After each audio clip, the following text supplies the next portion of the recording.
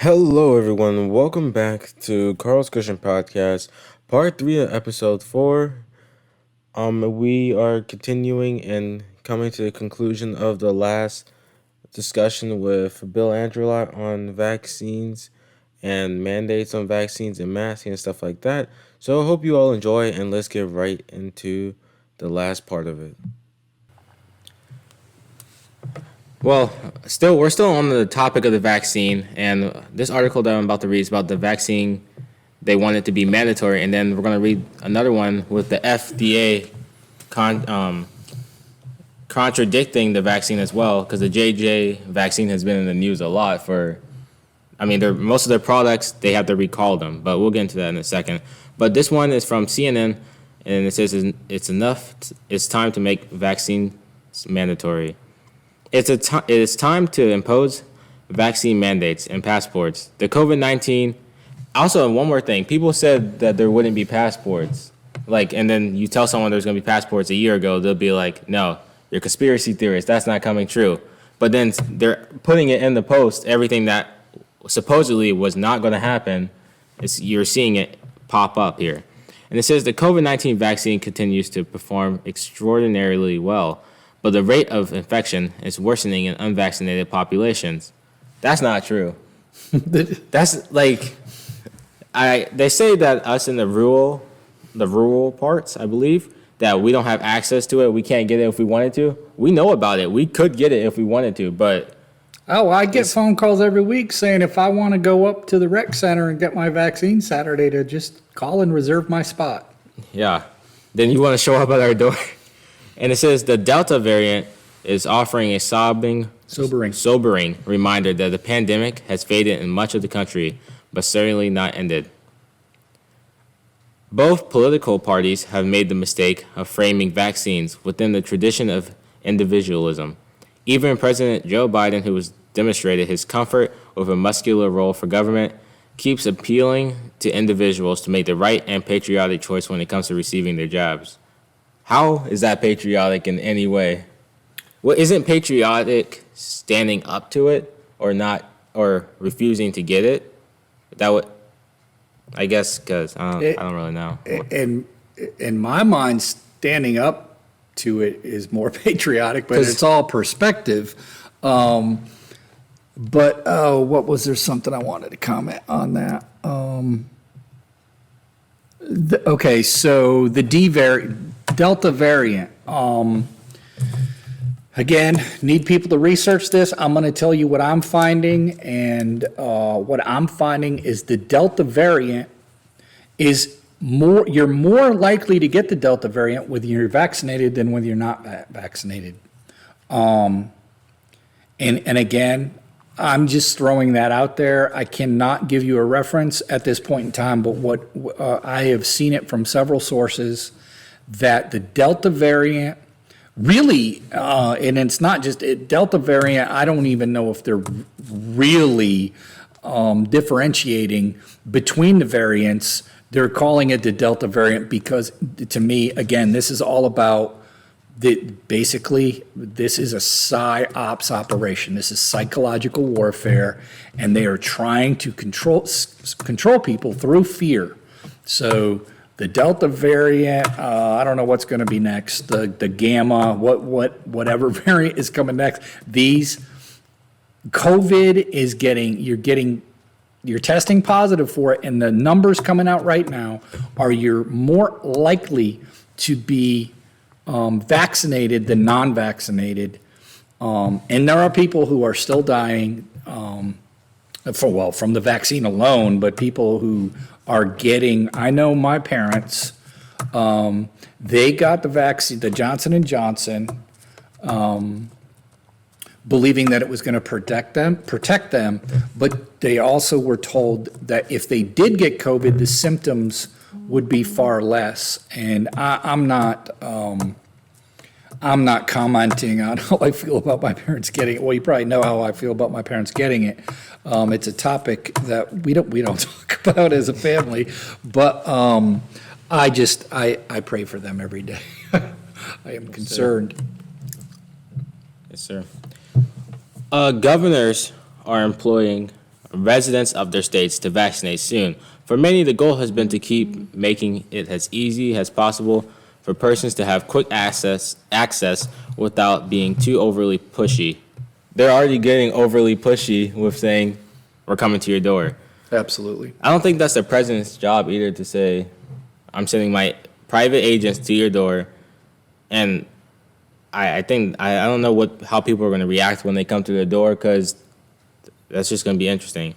Well, okay, so I'm seeing one of my notes that I forgot to mention when we were talking about all this, and that is, we know you could look across the country, and unfortunately, we live in Virginia with a governor that is big government, big control. I guess don't need to get into all the things I disagree with him, but he is siding with the Biden administration on a lot of these strong arm. I don't know where to go with this other than my point is we have contrasting states, Texas, Florida, Nevada, or South Dakota, the one, I can't think of her name right now, but she is a patriot and an awesome governor, female. But they have been open this entire summer at least. I don't know exactly the dates when Florida completely opened back up and Texas completely opened back up, and the Dakota, and again, I can't think of her name or the state. But when you compare the numbers, whether you're looking at COVID cases, and compare them to the states that are doing the strictest lockdowns and mask mandates, in other words, the Californias, the Virginias, the New Yorks, the states that have been open, for one, their economies are doing, it's like night and day. Their economies are thriving. People want to be free again. They're going out and enjoying the outdoors. They're enjoying restaurants. They're enjoying, I saw there was a concert in the last couple of days, I believe it was in Texas, Garth Brooks, 70,000 people. And there was the UFC event Saturday night, and it had, I don't know, 70, 80,000 people at that. People are over it. And again, my main point is you compare state to states to the most strict, rigid lockdowns, mandates, and compare them to the states that have been free and wide open. There's no big difference. So if we indeed had a pandemic, we would see statistics and data to back that up. I think people forgot that you can die from other things other than COVID. There's other deaths. You can die in your sleep. There's other ways to die than just COVID. Also, they're worried about... On that note, again, listeners, look this up. They keep track of how many deaths we have in the United States every year. And if I guessed right now, I don't remember whether it's, let's just say hypothetically, it's, I don't know, 17 million. And you could look at extra deaths or, the average. Now, supposedly we've had, I don't know what the number is now, 600,000 deaths from COVID, something like that. If we had 600 deaths extra in the last year, statistically, don't you think we'd be able to see that, Carlton? Yeah. They're not getting upset when there's 50 million babies a year. Yeah, exactly. Being aborted. They're like, they're not people. They say just because they're still in the womb, so they're not people. They're just throwing away. There's more abortions than probably COVID deaths, like tripled. Oh, don't get me started there, Carlton. That is a very sore topic with me. We have, it is very sad to see how upset, and I mean, a death is a death. I understand that, and I'm not, taking it lightly. I knew someone very well who passed from COVID, and I miss him greatly. But the way people are, to me, discounting what you just said. 50 million plus babies. Is that annual Let me see. I can look that up while you're talking. total? There's, I don't want to get too specific, but here in town, we have a display of, memorializing the number of deaths we've had in the state of Virginia. And I would really like to see that, the babies, the innocent children that have been aborted in the state of Virginia. And why aren't we memorializing them? It's been decreasing, though. From what I'm seeing, it's been decreasing. Well, praise the Lord. Yes, sir. But maybe 50 million wasn't the right number for those of you who went and looked it up, but it's still higher than, I'm pretty sure it's higher than what the COVID actual death rate is. And even if it's not, it's still a life. It's a life that should not be taken, that shouldn't be taken lightly. They shouldn't have abortion clinics set up everywhere. But that's a different topic for a different episode. But back on the vaccine. So right here, I didn't finish reading it, but it basically says they have incentives for it, such as multi-million-dollar lotteries, baseball tickets, a shot of beer, free donuts have been thrown in as a part of the package. The fact that they have to bribe you that much and throw in incentives shows you that for some reason they want you to have it very badly, and that the people that don't have it are getting in their way. Exactly. Yeah, I saw a young girl in Ohio a few months ago. She won $1 million because she got vaccinated. Yeah. But yeah, that's basically what that article is saying. Then we move on to the FDA from the New York Times. It says FDA will attach a warning of rare nerve syndrome to Johnson & Johnson vaccine. Johnson & Johnson, they've had so many things recalled. I remember they had their lotion recalled in the past. Or not in the past, that's pretty recent. But it says the Food and Drug Administration is planning to warn that Johnson & Johnson coronavirus vaccine can lead to an increased risk of a rare neurological condition known as Guillain-Barré syndrome, another setback for a vaccine that has largely been sidelined in the United States because of manufacturing problems and a temporary safety pause earlier this year, according to several people familiar with the plans. Although regulations have found that the chances of developing the condition are low, they appear to be 3 to 5 times higher among recipients of the Johnson & Johnson vaccine than among the general population in the United States, according to the people familiar with the decision. Yeah, Guillain-Barré syndrome has been known. It's got a relatively high correlation with the vaccine program going back for decades. Yeah.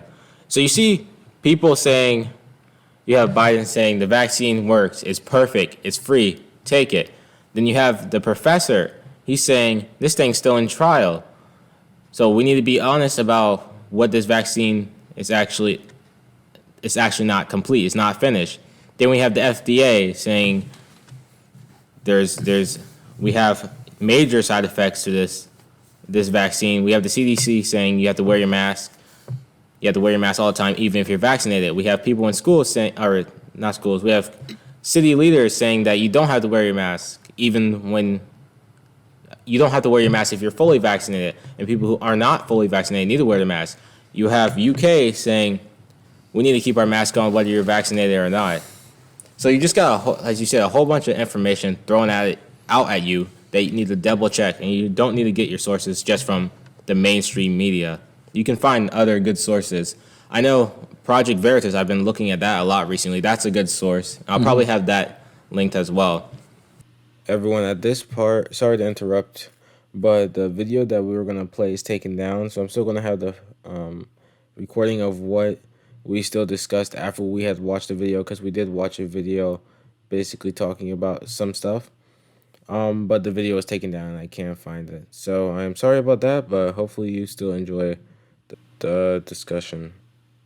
I've been on the deep dive a lot of the things that I have come across, in discussions with family and friends, some people, think I'm a crazy conspiracy theorist, but she just said something that I've been called a conspiracy theorist over multiple times, and that is when I've mentioned to people a year ago or more that there's going to come a place in time when the government is going to want to control who we buy from, when we buy from, how much money is in our account, do we get paid, how much do we get paid? It's going to be complete and utter control.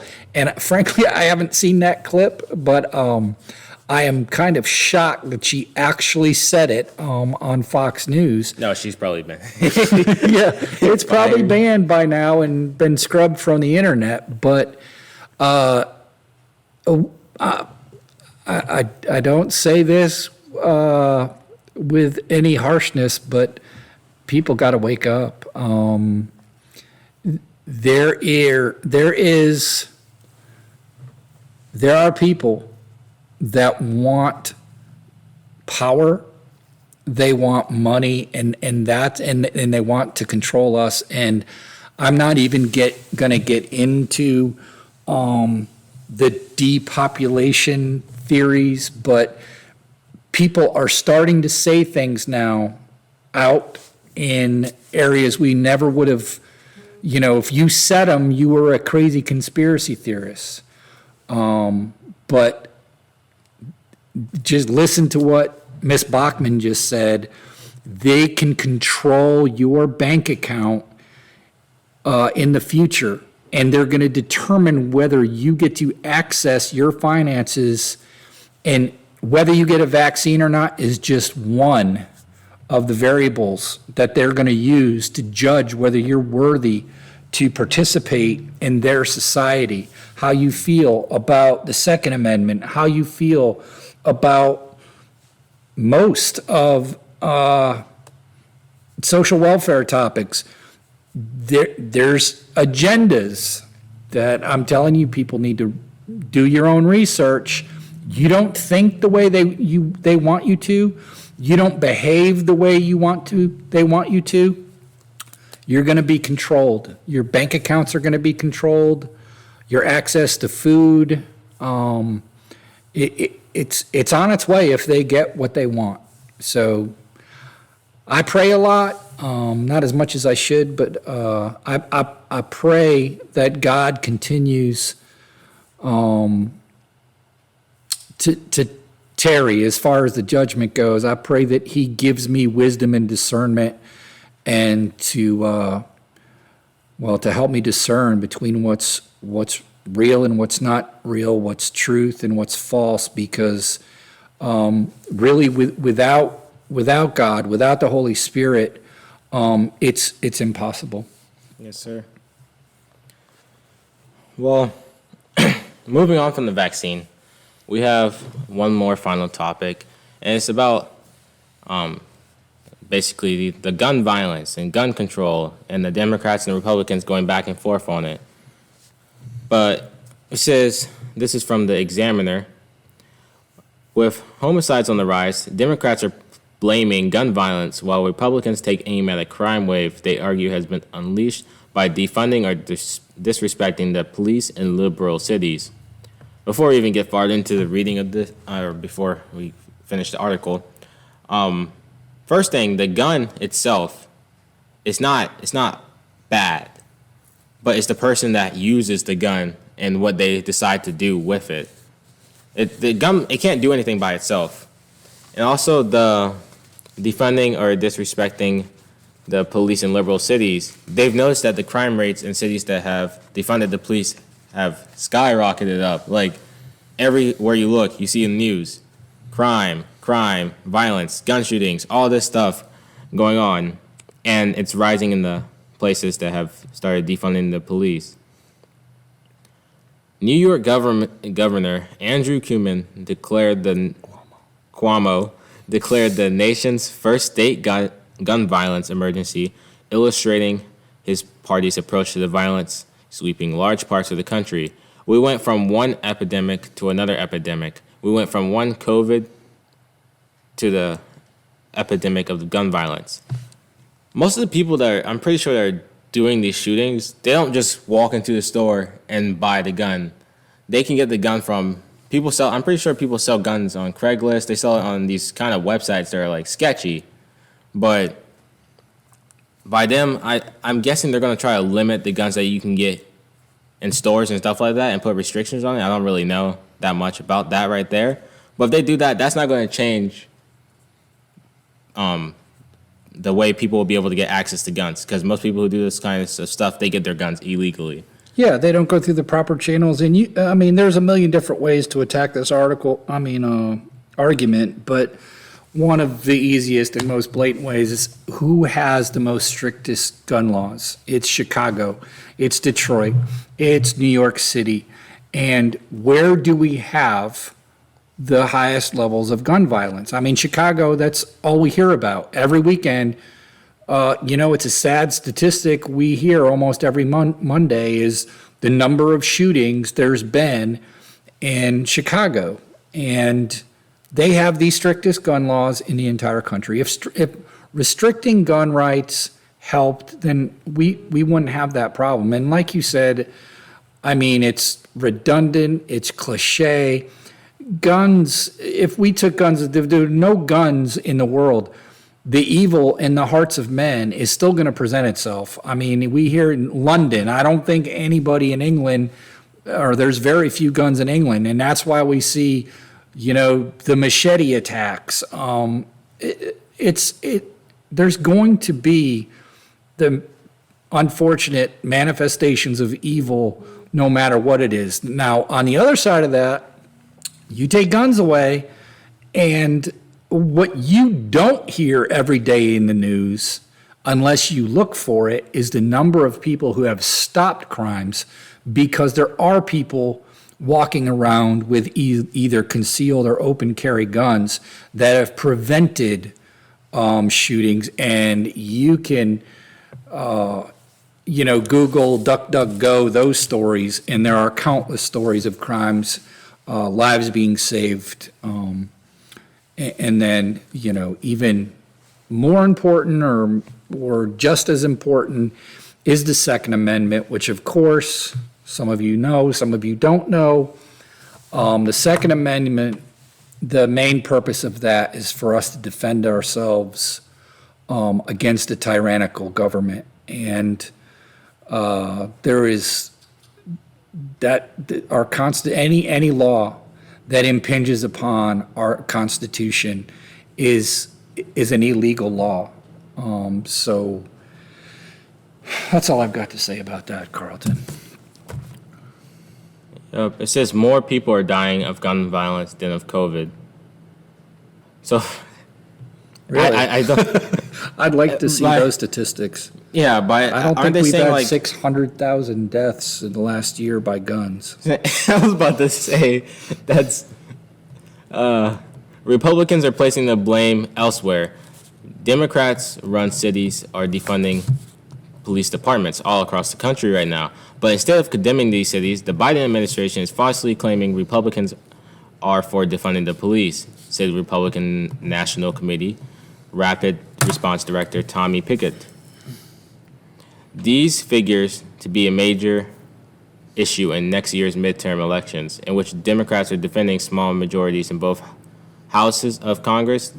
Democratic operatives believe urban crime and the identification of the most liberal candidates with defunding the police hurt them at the ballot box last year. Gun control is one way Democrat plans to fight back, putting Republicans on the defensive about what they describe as a common sense gun reforms.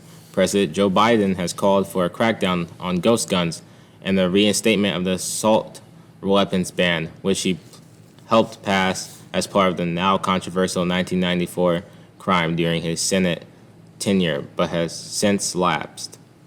So that's basically most of it right there. I like how we think of presidents, you can't remember what most of them have done, like the recent presidents, except like Well, now we have a president who can't remember what he's done. yeah. I think this is way off topic, but I believe he had a meeting with Putin either earlier this month or last month, It was a week or two ago. a week or two ago, and he's holding his note cards in his hand, reading it. So it's kind of making me think that it's either he can't remember it or they're telling him what to say. It's one of the two. Oh, he is being handled. Yeah. He is, and he's being told what he can address and what he can't address, and he openly has said that. He's been asked questions, and he's like, "Oh, they're going to get mad at me if I answer that question." They don't even hide it. He is being told what he can say and what he can't say. Tucker Carlson had a piece on. It was the night before last, I believe, and no, we're on Monday. It was late last week, and for any of you listening, you want to check it out. Check out what Tucker Carlson said. He basically, I know he was using a metaphor, but he basically called Joe Biden a hologram. And his metaphor was that he is being projected by his handlers as to what to say and what not to say. But it's very interesting because there's some people who believe that he actually is a hologram. I don't think he is, because I think he would perform at a much higher level if they were using a Yeah. hologram. But yeah, do you have anything else to say? In the topic of, well, I know you were mentioning defunding the police.